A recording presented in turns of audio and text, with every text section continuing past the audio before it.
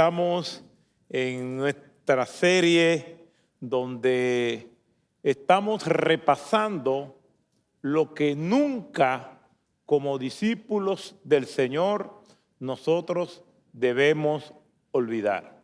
Hay cosas que pueden olvidarse y quizás no traigan grandes consecuencias en nuestras vidas. Cosas materiales. No sé a cuántos de ustedes después de estar en su casa dice, se me quedó algo, wow, se me quedó el celular en el vehículo, los que tienen vehículos. Ahí hay que buscarlo porque no podemos vivir sin el celular. Pero eso no tiene mayores consecuencias, simplemente es buscarlo. Si se perdió, bueno, se perdió. Hay cosas que nos extravían, que nosotros no la encontramos, pero no es que están perdidas, es que nosotros no la encontramos. Son dos cosas diferentes.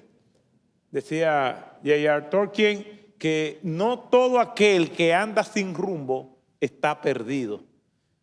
Y hay cosas que podemos extraviar, incluso las podemos perder, y no necesariamente van a ser gravosas, pero hay cosas que no podemos olvidar. Y una de las cosas que nosotros no podemos olvidar es quiénes nosotros somos. Quiénes nosotros realmente somos. Más allá de nuestros nombres, de nuestra historia familiar, de nuestras profesiones, nosotros somos mucho más que eso. Nos preguntan, hola, ¿cómo estás? ¿Quién eres tú? Decimos nuestros nombres. Hay personas que dicen sus profesiones, qué hacen, dónde viven, pero realmente eso es lo que nosotros somos. Es una identidad, pero la verdadera identidad va más allá de eso. Los que conocemos a Jesucristo, aquellos que hemos puesto nuestra fe y nuestra confianza en Él, tenemos una identidad y es que somos hijos del Señor. Mas a todos los que creyeron, a los que creen en su nombre, le dio potestad, el derecho de ser llamados hijos de Dios. Y estamos viendo eso durante estas semanas.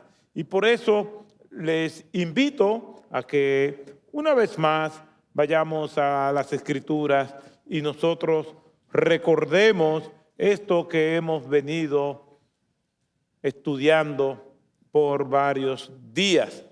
Y leemos en la palabra de Dios en el libro de Efesios, capítulo 2, verso 10. Y ya hemos venido avanzando acerca de lo que todo discípulo de Jesucristo nunca debe olvidar.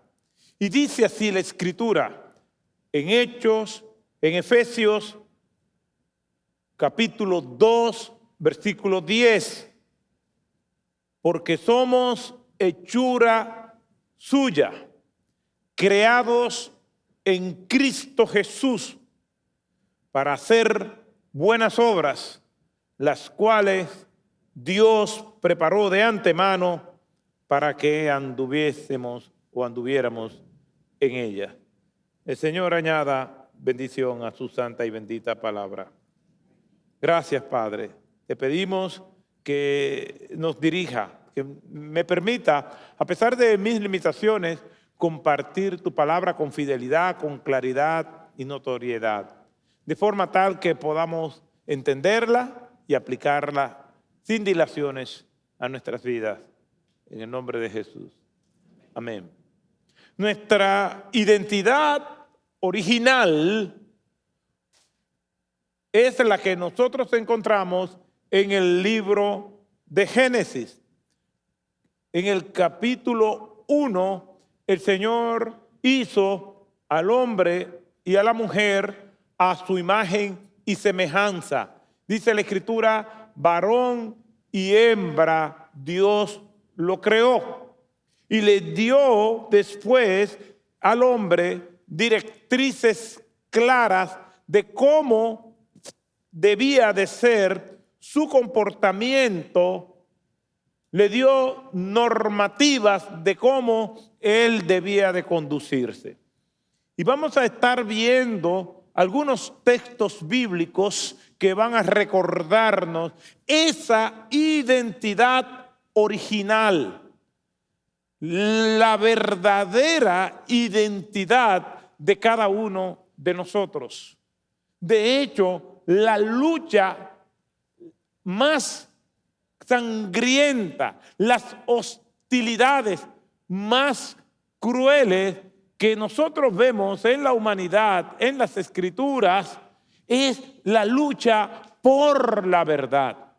Vivimos en un mundo de mentiras, donde se nos crean realidades, donde nosotros hacemos opinión pública sobre la base de lo que nosotros vemos en los diferentes medios de comunicación y en las redes sociales. Y lo tomamos como cierto simplemente porque nosotros lo vemos, lo escuchamos. Más aún, con el desarrollo de la inteligencia artificial, nosotros ni siquiera podemos creer algo porque lo vimos en una fotografía o porque lo vimos en un video, porque lo vimos en una animación, porque se nos puede recrear algo y nosotros creer que es cierto simplemente porque nosotros lo estamos viendo. Vivimos en momentos muy peligrosos que ni siquiera podemos decir esto es verdad porque yo hablé vía telefónica o en una videoconferencia con una persona y escuché su voz, vi su rostro y no necesariamente eso es verdad. Vivimos en tiempos muy peligrosos que tenemos que pedirle al Señor que nos dé discernimiento, que podamos filtrar la verdad y tener los mecanismos adecuados para nosotros revalidar lo que es cierto de lo que es mentira, de lo que es ficción. Pero esa lucha no es nueva. Esa lucha tiene sus orígenes en los mismos confines de la creación. Dice Génesis capítulo 2, versículos 16 y 17, Dios hablando directamente con el hombre, con Adán. Y dice de la siguiente manera, y vayan conmigo a las Escrituras, por favor. Génesis capítulo 2, versículos 16 y 17. La lucha que nosotros tenemos hoy en día es la lucha por la verdad. Cristo le dice a Pilato, yo vine para dar testimonio de la verdad.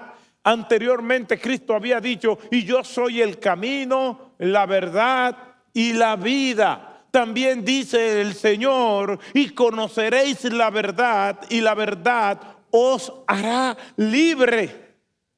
Si el Hijo os libertare, seréis verdaderamente libres. En nuestro texto del libro de los Efesios, capítulo 2, nos habla de la descripción del hombre que no tiene al Señor. Y ese hombre es un prisionero, ese hombre está cautivo, está muerto, no conoce la verdad.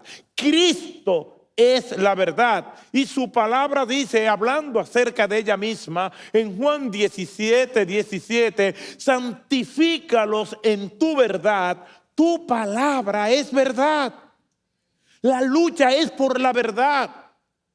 Después que vino el movimiento de la Ilustración, que tiene sus raíces a finales del siglo XVII y tiene su mayor esplendor en el siglo XVIII, donde le dicen el siglo de las luces, los ilustradores enseñaban que aquel hombre que había venido luchando por siglos contra las guerras, la pobreza, las enfermedades, es porque era un hombre sin educación. Pero una vez más que el hombre fuera un hombre educado, ese hombre iba a acabar con todo esos problemas de la humanidad. El hombre vivía sumergido en la ignorancia, que la verdad estaba en el conocimiento de la ciencia y del saber humano. Y sucede que la ilustración, mediante la implementación de algunos recursos como el método científico, dijo que la verdad absoluta estaba en la ciencia. Y nada que no podía ser revalidado por la ciencia, entonces debía ser puesto o recibido como verdad. La autoridad de la vestimenta sacerdotal fue cambiada por la bata blanca del laboratorio y la ciencia se alzó como la única fuente creíble de la verdad. Secuestraron la educación y la educación está monopolizada por personas que dicen que ellos son los únicos que tienen la verdad. Y como la Biblia, según ellos, no puede resistir el método científico, por lo tanto, lo que dice la Biblia debe ser rechazado y es mentira. La lucha es por la verdad. Y Cristo dijo, yo soy la verdad. Todo es un mundo de mentiras, de mitos, de falsedades. Y nosotros tenemos que resistir todo eso. Y todo lo que nosotros llamamos realidad tiene que ser filtrada por la verdad absoluta de la palabra de Dios. Pero nosotros tenemos que conocerla. Este tipo de declaración puede ser vista como fanático. Eso es un fanático. Ese pastor es un fanático. Mira cómo está en contra de la ciencia. No, no estoy en contra de la ciencia. Al contrario, Agustín decía que nosotros tenemos que acercarnos a Dios con la razón y con la fe. De que la razón y la fe pueden parecer antitéticas, contrarias, que están en las antípodas, en posiciones opuestas, pero no. Se le atribuye a Louis Pasteur la célebre frase que dice, poca ciencia te aleja de Dios, pero mucha ciencia te acerca a Él. Lo que quiero significar, hermano, es que hoy más que nunca tenemos que conocer la verdad bíblica para poder discernir el mundo de la mentira y el mundo de la verdad. Mire lo que dice Génesis, capítulo 2, versículos 16 y 17. Y ordenó el Señor Dios al hombre, a Adán, diciendo, de todo árbol del huerto podrás comer, pero del árbol del conocimiento del bien y del mal no comerás, porque el día que de él comas, ciertamente morirás. ¿Qué es lo que está diciendo aquí? El hombre está en el huerto del Edén y Dios le dice, tienes la opción de comer de todos los árboles que están aquí. Todo lo que está aquí es para que lo administre, para que lo disfrute. Todo, excepto uno. Esa es la verdad. Esa es una declaración absoluta. Eso lo dice Dios. Puede comer de todo lo que hay, menos de uno. O sea que Adán y Eva tenían miles, quizás millones de opciones. Todo, menos uno. Eso es la verdad. Y eso fue lo que dijo Dios. Vamos a seguir leyendo. La primera visita de Satanás a esta primera familia, a nuestros primeros padres. Génesis capítulo 3, verso 1. Y la serpiente era más astuta que cualquiera de los animales del campo que el Señor había hecho. Y dijo a la mujer, con que Dios os ha dicho, no comeréis de ningún árbol del huerto. Ahora vemos, la lucha es por la verdad, sí o no. La lucha es por la verdad, porque Satanás está distorsionando, sembrando dudas en Eva de lo que Dios realmente había dicho. Satanás dice: con que Dios os ha dicho, no comerás de ningún árbol del huerto. Pero eso no fue lo que Dios dijo. Dios dijo todo lo contrario. Puedes comer de todos los árboles, de todos los frutos, lo puedes disfrutar, puedes degustarlo, pueden compartirlo entre ustedes, excepto de uno. Ahora Satanás dice: con que Dios le ha dicho que no pueden comer de ninguno.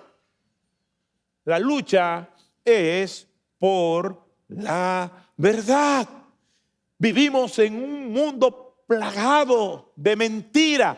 A Satanás le dicen el padre de la mentira. Todo lo que tú o yo podemos hacer en contra de lo que Dios ha establecido es mentira. No importa si me gusta, no importa si lo disfruto, no importa si yo creo que me conviene. Si es en contra de lo que Dios ha dicho, es mentira. Vivimos en un mundo de mentira. La palabra de Dios en el libro de Gálatas, y les invito a que vayamos allí, Gálatas capítulo 1, revalida la mentira en que vivimos. Y esa mentira, así como se infiltró en el huerto del Edén, también se infiltra en la iglesia. También permea nuestros corazones, haciéndonos creer lo que nosotros no somos, o haciéndonos creer que la realidad es simplemente la que yo quiero o la que yo deseo. Miren lo que dice en la carta del apóstol Pablo a los Gálatas, capítulo 1, versículo 6. Vayan conmigo. Dice: me maravillo, dice el apóstol Pablo, me sorprendo, estoy absorto, yo no puedo creer lo que yo estoy viendo, dice el apóstol. Me maravillo de que tan pronto hayáis abandonado al que os llamó por la gracia de Cristo para seguir un evangelio diferente. Pablo está sorprendido. Le han llegado noticias de cómo están dentro de la iglesia de Galacia, cuyo gentilicio es Gálatas, de que ellos están cambiando la verdad del evangelio. Dice en la Nueva Versión Internacional: me asombra de que tan pronto estén dejando ustedes a quien los llamó por la gracia de Cristo para pasarse a otro evangelio. No es que haya otro evangelio, sino que ciertos individuos están sembrando confusión entre ustedes y quieren tergiversar el evangelio de Cristo. La Nueva Traducción Viviente es más dramática todavía. Oiga cómo dice: estoy horrorizado de que ustedes estén apartándose tan pronto de Dios, quien los llamó a sí mismo por medio de la amorosa misericordia de Cristo. Están siguiendo un evangelio diferente que aparenta ser la buena noticia, pero no lo es en lo absoluto. Están siendo engañados por lo que a propósito distorsionan la verdad acerca de Cristo. Volvemos otra vez entonces a la Biblia de las Américas. Me maravillo, estoy horrorizado, espantado de que tan pronto hayáis abandonado el evangelio al que os llamó por la gracia de Cristo para seguir un evangelio diferente, que en realidad no es otro evangelio, solo que hay algunos que os perturban y quieren pervertir el evangelio de Cristo.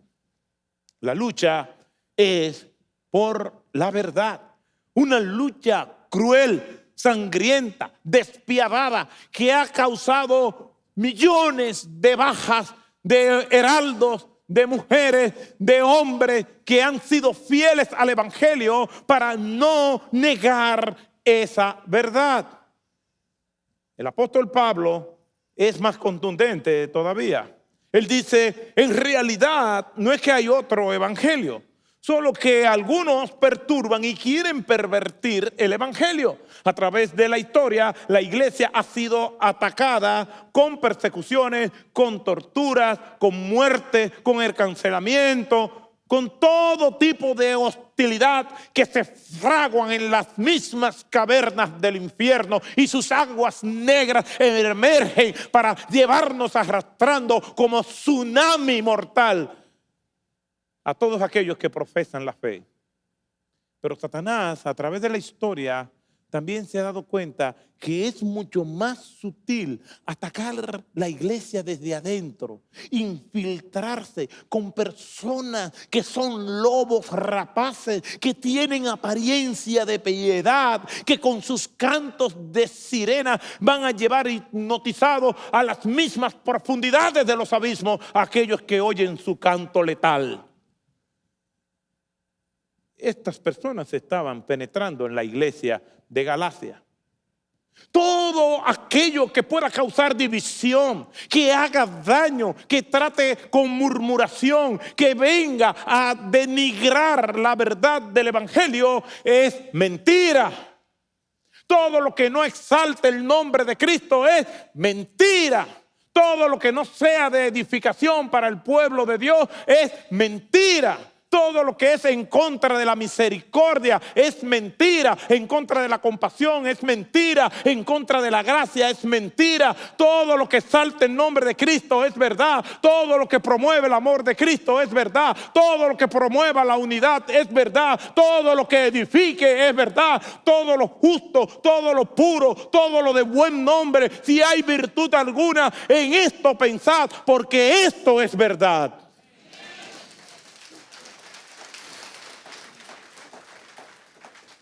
El apóstol Pablo es contundente. Él dice acerca de esta lucha cósmica entre la verdad y la mentira, y cómo se puede permear en la iglesia. Dice en el versículo 8 de este capítulo 1 de Gálatas: pero si aún nosotros o un ángel del cielo, mire a la hipérbole a la que está apelando Pablo. Está apelando a una exageración, pero una exageración que tiene su fundamento en la verdad. Dice, si aún nosotros, ¿estaría pensando Pablo en Judas? Y Judas no era uno de nosotros. Y hay 3 menciones al nombre de Demas en las cartas de Pablo. Le llama mi compañero. Pero después Pablo habla acerca de Demas diciendo: Demas me ha abandonado, amando más las cosas de este mundo. Pablo dice, pero si a uno de nosotros, si aún uno de nosotros viene y habla algo que es en contra de la verdad de Jesucristo, no le crean. Aunque tenga apariencia de piedad, aunque tenga cierto conocimiento y cierta experiencia en la fe, el que viene de Dios habla de unidad. El que viene de Dios habla de amor, de edificación, no murmura, no busca pleitos, no busca división, no distorsiona la verdad bíblica. Pablo dice, si aún yo viniera hablándole en contra de la verdad, o uno de nosotros, y se va al extremo ahora, dice, o un ángel del cielo. Pero había precedente. Isaías capítulo 14, versículo 12 al 14, habla de un ángel del cielo. ¿Cómo caíste del cielo, oh lucero, hijo de la mañana? Caíste de manera estrepitosa hasta las profundidades de los abismos. Caíste, lucero de la mañana. Tú que decías, yo subiré al trono de Dios, me sentaré en su trono y seré semejante al Altísimo, creando todo un universo cósmico de mentiras. Y el apóstol Pablo está diciendo, si viene un ángel del cielo, si algo sobrenatural se te aparece y es en contra de la verdad, por más sobrenatural que sea, por más que lo experimente, por más que lo sienta, por más que lo viva, de forma tal que tú digas, esto lo viví yo, aunque lo hayas vivido, pero es en contra de la palabra de Dios, es mentira. Nosotros juzgamos la verdad por lo que sentimos. Hay personas que dicen, es que eso lo viví yo. Por lo tanto, como lo vivió, como se lo soñó, como supuestamente tuvo una visión, ya eso tiene que ser verdad. Si lo viviste, si lo soñaste o si lo viste, pero es en contra de la Biblia, te tengo buenas noticias. Es mentira. Claro, es buena noticia. Mala noticia que te diga, oh sí, si lo viviste, entonces está bien. Por eso, Satanás nos engaña, haciéndonos tomar decisiones sobre la base de lo que sentimos. Es que eso es lo que yo siento, es que yo no puedo con este sentimiento, es que yo no puedo con esto que carga. Yo me desvelo por la noche pensando en esto, pensando en aquello. Esto tiene que ser de Dios. No, no es de Dios porque no está basado en la verdad. No es lo que tú sientas, no es lo que yo sienta, no es lo que me gusta, no es lo que te gusta, es lo que Dios ha destinado. Pero si aún nosotros o un ángel del cielo anunciara otro evangelio contrario al que os hemos anunciado, vienen estas palabras sumamente abrumadoras. Sea anatema, sea maldito. Porque no hay peor maldición que vivir una realidad que uno ha creado. No hay peor maldición que creer que algo es verdad simplemente porque te gusta o que tú crees que es lo que te conviene. Y sobre esa base la gente está tomando decisiones fatales con consecuencias permanentes, porque ellos creen que es verdad, porque les gusta, porque en su sabiduría humana cree que le conviene. Y ese es mi diario vivir como pastor. Vienen personas, pastor, tengo este proyecto. ¿Qué usted cree? Le digo, ¿estás realmente queriendo que te dé mi opinión? Sí, pastor, dígamela. Bueno, yo te digo tal cosa y le digo todo lo contrario a lo que ellos me plantearon, pero me dijeron que querían mi opinión para sopesar su decisión. Y cuando yo le digo mi opinión, me dicen, ay, lo que pasa es que ya nosotros tenemos esa decisión tomada, pero entonces, ¿qué es lo que me están preguntando? Las personas quieren opiniones, sellos gomígrafos. Yo tomé esta decisión, apruébelo, séllelo, ¡pum! Sí, ya, váyase. Entonces te dicen, yo quiero su opinión. No, no quieren mi opinión. Me están informando.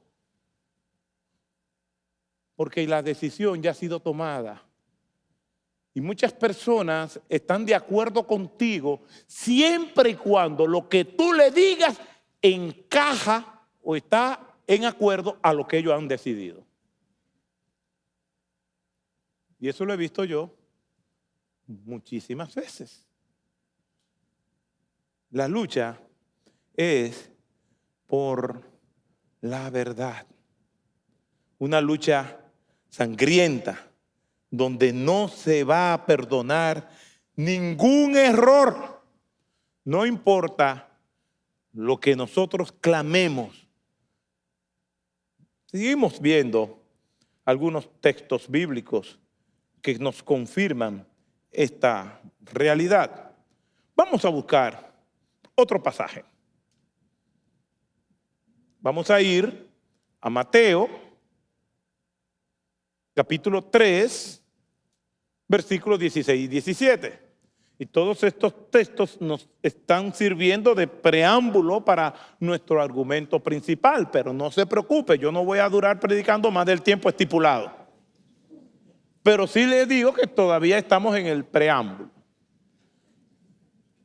Mateo, capítulo 3, 16 y 17. Dice así la Escritura. Después de ser bautizado Jesús, salió del agua inmediatamente. Y he aquí los cielos se abrieron. Y él vio al Espíritu de Dios que descendía como una paloma y venía sobre él.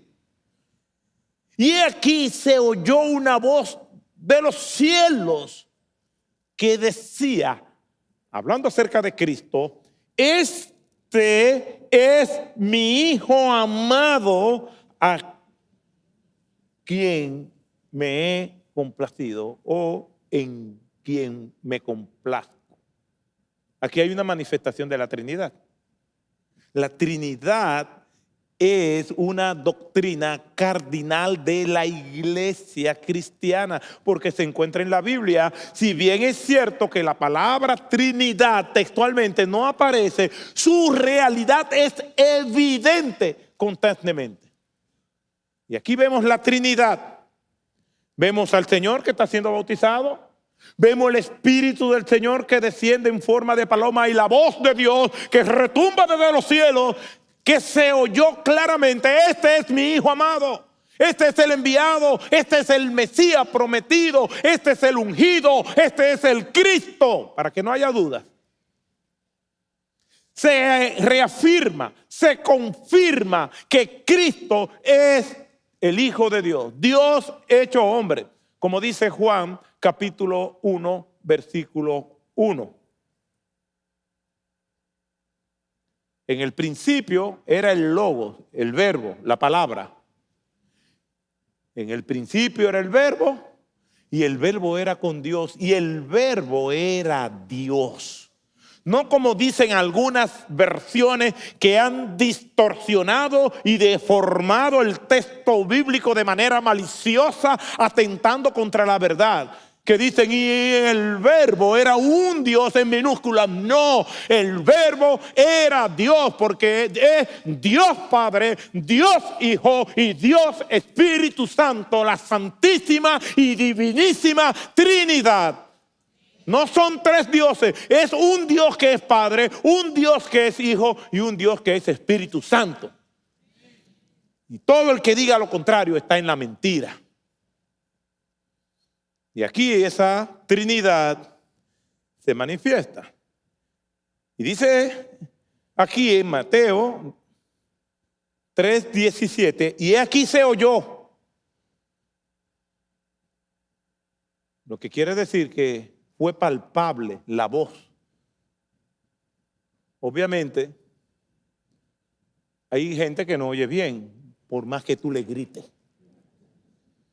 Porque el creer o no creer es una disposición del corazón.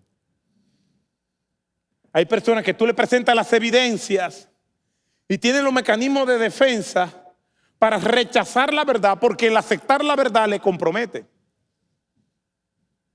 Cuando yo digo Dios es real y Dios existe, esa concepción de Dios viene de lo que dice la Biblia. Por lo tanto, como ya yo sé que Dios existe, déjame ver qué es lo que Dios quiere. Pero Dios quiere que yo viva mi vida para Él. Ay, no, es que yo quiero vivirla como yo quiera. Hubo una época en mi vida donde lo que el Señor decía en su palabra me era gravoso. Principalmente en mi juventud. Y había cosas que yo quería hacer. Y yo decía, ¿Por qué tengo que creer en Dios? Porque ahora eso que yo quiero hacer, no lo hago. Ahora, si Dios no existe, entonces yo tengo libertad para hacer lo que yo quisiera, porque Dios no existe. Yo cancelo en mi mente todo lo que me puede atar a Dios, y eso es lo que ha venido haciendo la humanidad, cortando esos lazos que lo pueden unir a Dios para actuar conforme a sus propias pasiones sin que su conciencia le acuse. Se oyó la voz de Dios que dijo: este es mi hijo en quien yo me complazco.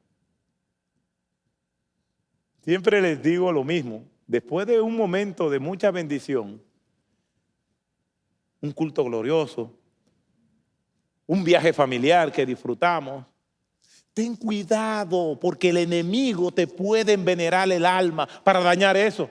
¿Qué dice la Escritura? Que el ladrón viene para hurtar, matar y ¿qué? ¿Cómo? Pero yo he venido para que tengan vida y vida. Entonces, tenga cuidado. Que después de la gran victoria que tuvo Elías en el Carmelo, después estaba depresivo, deseando morirse. Y después del bautismo de Jesús, la primera visita que recibió fue del diablo. ¿Y qué le dijo el diablo? Vayan conmigo a Mateo, capítulo 4, versículo 3. Y acercándose el tentador, Satanás, el diablo, ¿qué le dice? Si eres el Hijo de Dios. ¿Cómo que si eres el Hijo de Dios? Pero ya Dios no lo había dicho. Este es mi Hijo amado. La voz de Dios que retumbó entre toda aquella comarca en las inmediaciones del Jordán. Este es mi Hijo amado. Y el mismo diablo lo oyó porque él estaba allí también. Como él está aquí. Ya te vi, puedes bajar tu mano.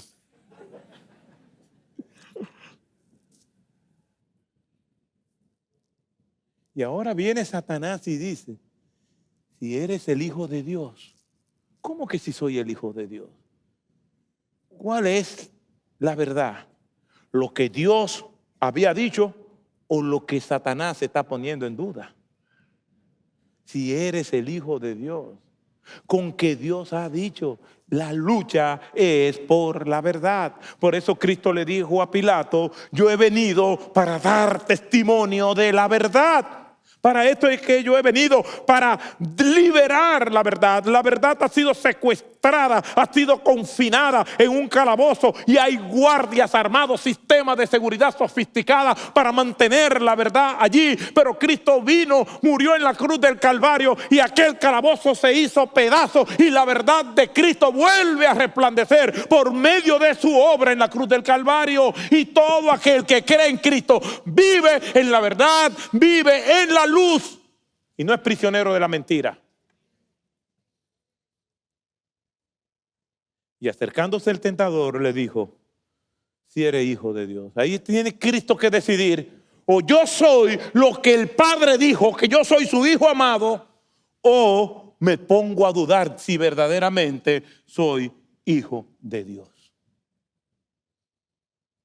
Y todos los días, varias veces al día, nosotros tenemos que decidir si vivimos en la mentira o si vivimos en la verdad. Así ha sido siempre. La lucha es entre el Edén, donde el hombre cae, o en el Getsemaní, donde el hombre iba a ser restaurado.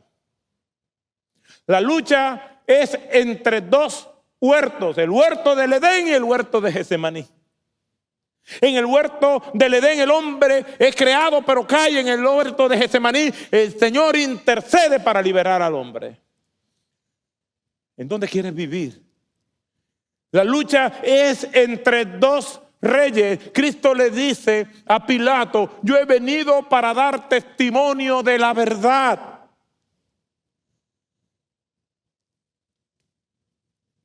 Los oficialistas de la religión judía arengaban y le decían a Pilato: si lo liberas, eres enemigo del rey, eres enemigo del César. Y ahí Pilato tiene que decidir entre dos reyes, entre el César y el rey de reyes y el señor de señores. Entre dos huertos, entre dos reyes, entre la oscuridad y la luz, entre la mentira y la verdad. Esa es la lucha. No es lo que tú sientas, no es lo que tú quieras, no es lo que yo desee, no es lo que me derrite el alma, es lo que diga la Biblia. El camino de la fe no necesariamente es el más lindo, pero es el único camino seguro. Porque Cristo camina con nosotros como poderoso gigante. Y si Él es con nosotros, ¿quién contra nosotros? Pueden venir 1000 y 10,000, pero el Señor estará a nuestro lado, dándonos gozo y paz en medio de la más densa oscuridad, en medio de la más patética tormenta. El Señor ha prometido estar con nosotros. Tú decides de qué lado estás. La Escritura dice: porque somos hechura suya, creados en Cristo Jesús para hacer buenas obras, las cuales preparó de antemano para que anduviésemos en ella.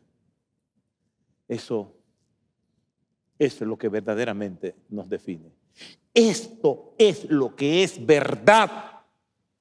Que somos creación de Dios para andar por el camino que ya Dios trilló para nosotros. Lo que tenemos que hacer es ver las huellas de Cristo y pisar donde Él ha pisado. Quizás haya neblinas, quizás haya terrenos pantanosos, quizás oímos fieras que gritan, pero camina por donde Cristo ha pisado. Si el camino por donde Cristo pisó te va a llevar entre cardos y espinas, camina por ahí. Ese es el camino seguro. Aunque no te guste, aunque se vea feo, lúgubre, tenebroso, espantoso, aunque tenga dolor y espanto, camina por ahí. Caminemos juntos y llegaremos siempre a un lugar seguro. Nunca eso lo debemos olvidar. Una historia que me asombra, y siempre que hablo de lo que no debemos olvidar, me recuerda la vida de Clyde Waring, un famoso músico, musicólogo, conductor de orquesta inglés. Un hombre muy prodigioso. Está vivo, todavía nació en el 1938. Desde que leí su historia en una edición sabatina de The Guardian, uno de los principales diarios ingleses, dijo que Clyde Waring contrajo una grave infección, según el parte médico, un herpes simple tipo 1 que provocó una encefalitis fulminante. Este episodio alteró de forma irreversible el hipocampo, donde nosotros guardamos nuestra memoria. Y a partir de ahí solamente tiene 7 segundos de memoria. Y cada 7 segundos Él vuelve. Imagínese que usted lo conoce, Él se presenta y tú le dices tu nombre. Yo me llamo Juan. Ah, mucho gusto, Juan. ¿Y dónde vives? Yo vivo en tal lugar. Oh, qué interesante. ¿Y dónde queda eso? En tal lugar. Y después de 7 segundos vuelve otra vez a lo mismo. porque su memoria solamente tiene retención por 7 segundos. Lo asombroso de eso es que hay 2 cosas que él no ha olvidado. No ha olvidado tocar el piano y no ha olvidado quién es su esposa. Todo lo demás, cada 7 segundos, es como si cada 7 segundos tiene que comenzar de nuevo. Hay cosas que nosotros no podemos olvidar. Aún a pesar de esa tragedia, él sigue vivo. Bajo esta agonía, bajo este reseteo de cada 7 segundos. No importa que lo escriba, no importa que le tire foto, lo va a olvidar todo. Esto le afecta a su salud.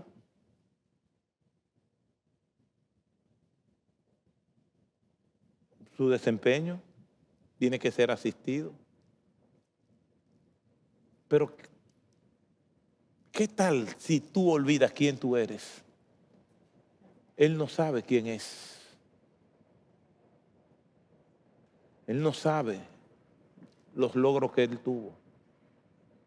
Se lo dicen, pero tiene 7 segundos para tratar de asimilar toda esa información y cada 7 segundos vuelve otra vez.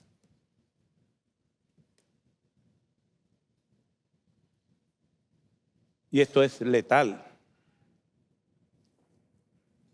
Pero si tú olvidas quién tú eres en Cristo Jesús, las consecuencias pueden ser peores que perder la memoria cada 7 segundos. No podemos olvidar lo que Cristo es en un mundo donde la misión es que nosotros olvidemos quiénes nosotros somos y la obra que Cristo ha hecho. La lucha es por la verdad. Y el enemigo ha de usar cualquier elemento para hacernos olvidar esa verdad. Y la verdad es que somos hechuras suyas para que andemos en su voluntad. Cierre sus ojos, vamos a orar. Padre Santo, te adoramos.